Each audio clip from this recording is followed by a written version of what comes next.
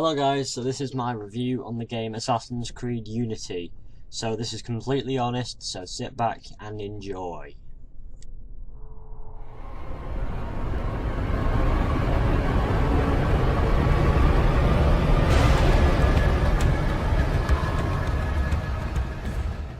So I'm incredibly sorry to all of you Assassin's Creed fans like myself. I was anticipating this game. I'm a die-hard Assassin's Creed fan, and this is completely honest, and I'm a PC gamer by the way, so the fact that this game is basically this. Assassin's Creed Unity is the incarnation in the form of a game of the word flop.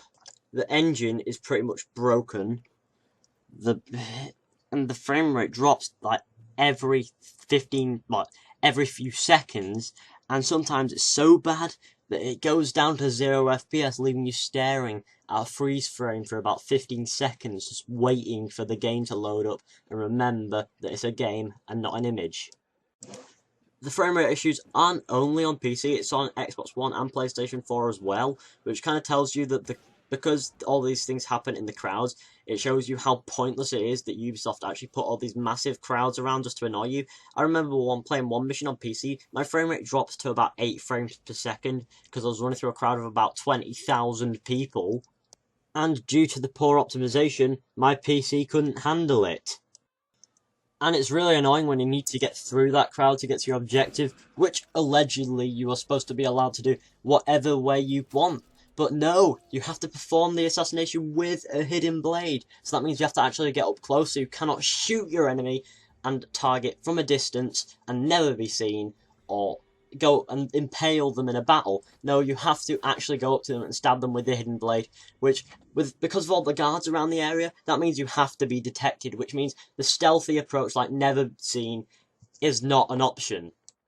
So yeah, that kind of proves that the choose how you do your mission thing is complete and utter crap, as you have to kill your target with the hidden blade, and you cannot even use the phantom blade, otherwise they just drop to the floor and wait for you to just go up to them and stab them and get yourself detected. Unless you're willing to take out every guard in the area, which takes absolutely forever, because there's like 50 guards in a mission, and they're all spread out, and they're all very intelligent, and if you don't want to be detected, then you've got to be willing to be retrying, restarting, and etc., which is kind of annoying when you're this close and then you've got to restart from the last checkpoint, and all of the guards respawn, so you can't exactly just go in there and stealthily take out your target and reap the benefits, even though there are none. That's another issue. You'd expect certain approaches to be more beneficial to your character, say for example rewards, but no, they're all exactly the same, and that's because all of the approaches end up in one big mess, where you are detected and you're just killing all the guards and you get impaled or you run away afterwards.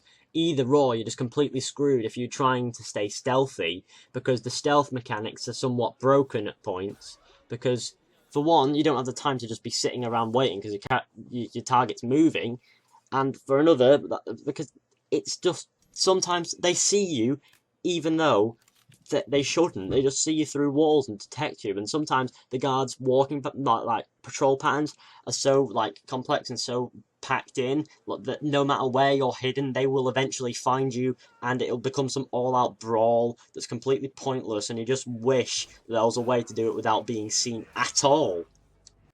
Now, moving on, I think that the seamless interior idea is a very good one. It's a bit pointless and all, but it's very good. It makes the world feel alive, makes it feel immersive, because in a real world you would be able to do that if a window was open on one side and the other. You'd be able to just go in, run through it, run around in circles and then as you like, instead of just running through because it's kind of linear. It's actually quite open inside. All the interiors they can look different and similar at the same time, which is one of the good points of this game, is the fact that the interiors, sometimes some of the missions are in the interiors, but because of them, sometimes the walls don't load because the game is so bad at loading everything, because the 3-minute loading screens didn't help.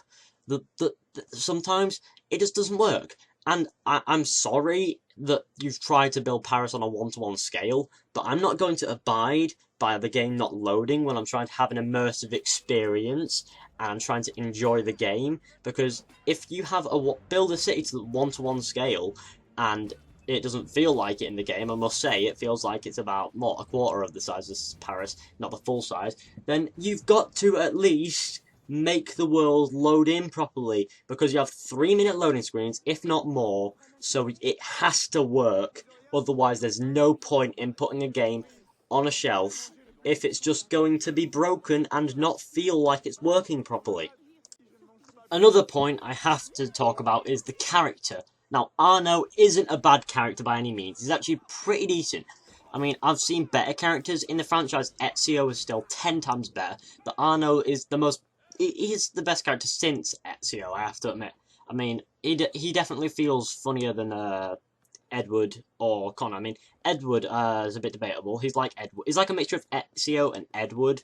He's kind of got Ezio's like charisma, just maybe a bit dumbed down, and he has Edward's humor and a mix of Ezio's in there, and he spends so much time at the start of the game cracking sarcastic jokes that he actually feels more like a clown than an assassin. I mean, at no point in the game does Arno actually feel like a serious assassin, because you can dress him up and make him look like a clown. I mean, he's an assassin, not a Barbie doll.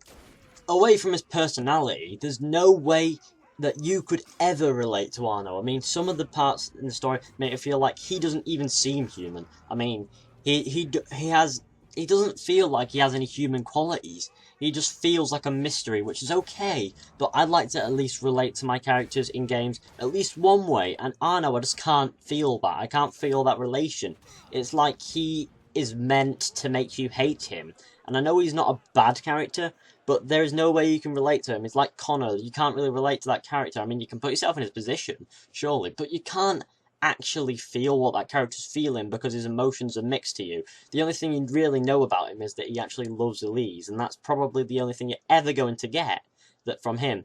And Elise has a good character as well, but the thing is, they're both very sarcastic and very similar. Their humour is very dry and very boring, but Arno's character, with his humour, is actually quite silly at points, and it makes you like him as well. You just like him because he's a bit silly for an assassin, and that's why I say he feels more like a clown than an assassin. I mean, he's a very, very, very, very, very, very, very decent character for a game, but he just doesn't feel like an assassin as much as a clown, like I said before, because of all the silly things and all the sarcastic jokes that he and Elise also does the sarcastic jokes, which means you've made two characters who seem very similar. The only difference between Arno and Elise is gender, really, and that's about it. I mean, Arno's an assassin, Elise is a Templar. They're both after the same thing, pretty much, which is revenge. Arno claims it's redemption, but Elise wants the revenge, and they both they both make very sarcastic jokes, and the characters are too similar, because Elise is sarcastic, Arno is sarcastic, they both pull on straight faces all the time, and none of them ever seem to smile very much. I mean, Elise and Arno both do at the start, which is another thing why they seem so similar, which is why I don't like it. They should make if they want to have a love story, they have to have characters who seem very different. I mean, they can't be too different, of course, but I mean, Elise and Arno are too similar. Now, away from the characters, the customization. The customization is great fun. I mean, the outfits, they definitely have an effect on your character, I mean, health, etc. But my problem is, all of the good outfits, they look all so bloody ridiculous. I mean, have you seen them? Some of them don't even have, like, bits of your chest, and yet they provide armor or stealth, and some of them are a bit baggy. Some of them, one of the hoods has a big flop on the back that doesn't even make any sense. I mean, some of the outfits just look completely ridiculous and make you want to shoot the floor and shoot yourself in the foot and just walk around in circles. I mean, I know I'm not going to make my character look ridiculous, because it's clear that Ubisoft added the customization to make your character look like a clown to fit with Arno's personality, because that's clearly what they've done. I mean, all of the outfits are just aid to make Arno look like that ridiculous clown we all picture him as. I mean, besides from that, I've really enjoyed the customization, I say, and there's nothing wrong with it. I actually enjoyed making my character look stupid, but some people don't, which you have to appreciate. But it is quite a fun thing to basically make your own assassin, but it kind of gets away from the story side. It doesn't make you feel like a pure assassin, and it makes you feel like your own recruit in a way, because you kind of got that decision in, like, Brotherhood, where you kind of chose your colours. It's kind of like that for your initiates, which is very similar, but this is different. but it's on yourself, and you get to see yourself doing this stuff in action, which I found really cool. But it was just, I don't know what it was about it. It just made you not feel like an assassin of any form, unless you're in Arno's typical robes, and you don't actually feel like you're any form of assassin, unless you're in one of like the iconic robes, because they also, like the Ezio or Edward or Connor or Altair, they kind, or that Thomas de Bournemouth, the one that they all feel kind of, they feel kind of badass, really. So away from the outfits now. The game, it looks absolutely amazing. I mean, graphically, it is probably the definition of next gen. I'm playing on low settings here, and as you can see, it looks brilliant. I mean, this is in the afternoon version. It doesn't have a day and night cycle. I mean, you have to choose that in the menu, which is a bit of a hassle, and it would have been awesome if it was day and night cycle, really. But in this time of day, it really sheds the light on the city, and it makes it feel, it doesn't feel immersive, say, but it does, it actually feel like it's like weird. It's really bright. I don't know what it is about that. It makes the PC kind of die more, and as you can see about the black screens, that this black background, which which is kind of annoying, and the swimming is just fabulous. I mean, nobody hates swimming in Assassin's Creed. The animations barely change, and it's fabulous, and everyone speculates what the swimming is going to look like, and it does look brilliant. And in the afternoon, the game feels the most alive. I don't know why, because it's so bright. The game is incredibly bright in the afternoon.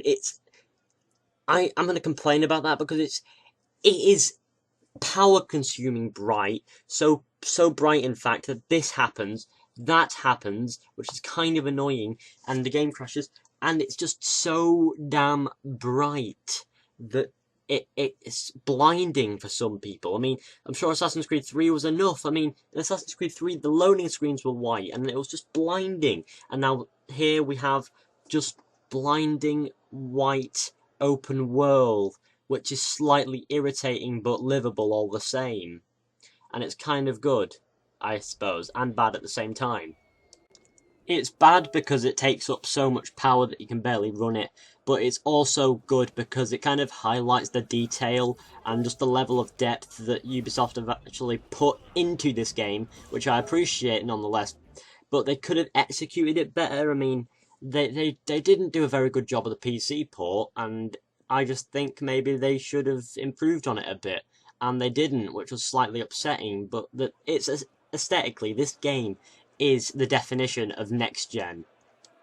Story-wise, I'm not going to give any spoilers, but I'm just going to tell you that the story feels like it's for nothing, and doesn't really make you want to do the side missions, and it really doesn't make you feel immersed in the game. It feels good, yeah. I mean, it's decent that they have a story for this game that we've all been anticipating, but it just doesn't feel like something I would voluntarily play and enjoy. It's not the type of, if it was in a book, I definitely wouldn't read it, because I know it's fairly bland. I mean, it's just simple revenge. There's no honest cause to it. It's just all the same.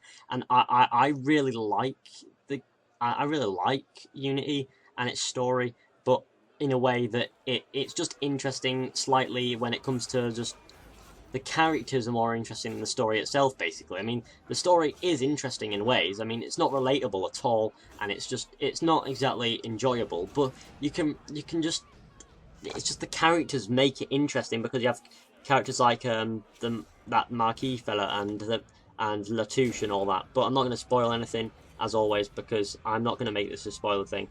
But it just feels, it's a decent story, but it just isn't brilliant. I'm not saying the story isn't brilliant. It's just mediocre, if that suffices. Another thing I have to criticise is purely because it's in Assassin's Creed, is the soundtrack. I mean, the soundtrack is bland, boring, disappointing, and it's everything you wouldn't expect in an Assassin's Creed game. You'd expect a decent soundtrack, because that's Assassin's Creed, really. They have some of the best soundtracks in gaming. I mean, Assassin's Creed 3's was just brilliant. Assassin's Creed 2's was just as good. But Assassin's Creed is known for its good soundtracks, and Unity kind of lets us down a bit, if I'm honest. I mean, I've definitely seen better in the franchise and out of the franchise, but it's not bad by any stretch, but it's just not Assassin's Creed standard. Now, as I said before, the engine feels broken. I mean, the parkour's overpowered and underpowered. Arno jumps ridiculous distances. The combat doesn't feel very assassin-like, as Arno can barely take on one guard when he's at a low level, when he's had like 2 years of training, when he should be a decent fighter by then. And he was a decent fighter before, and it would have been cool if he'd been able to take out leagues of guards like in other Assassin's Creed games, because the option to fight is not there, really. It's there, but it's not going to help you very much, because you're probably going to end up dead. And also, the stealth, like I said before, is broken, and the combat, like I said, was broken. The parkour, I said it was overpowered, underpowered, and etc. That's because it is. It's just, it doesn't feel perfect. I mean, the one thing that they got right with the engine was the assassinations. The assassinations, the double air assassinations, were just brilliant. I mean, I enjoyed them so much.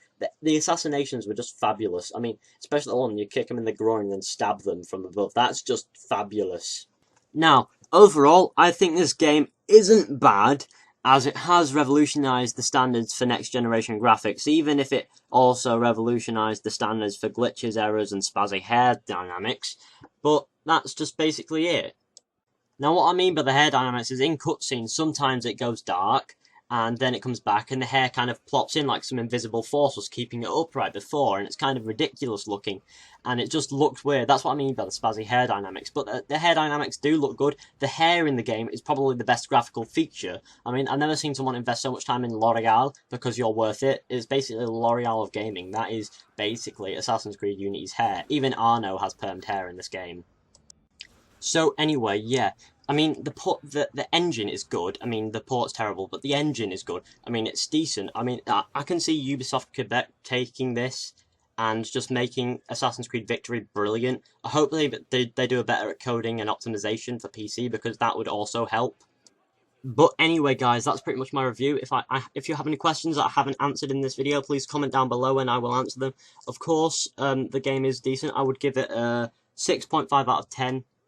Purely because of the bad port and optimization, and the engine's broken, and the story is terrible in the sense that it didn't make you feel connected, and the character wasn't exactly the best of characters.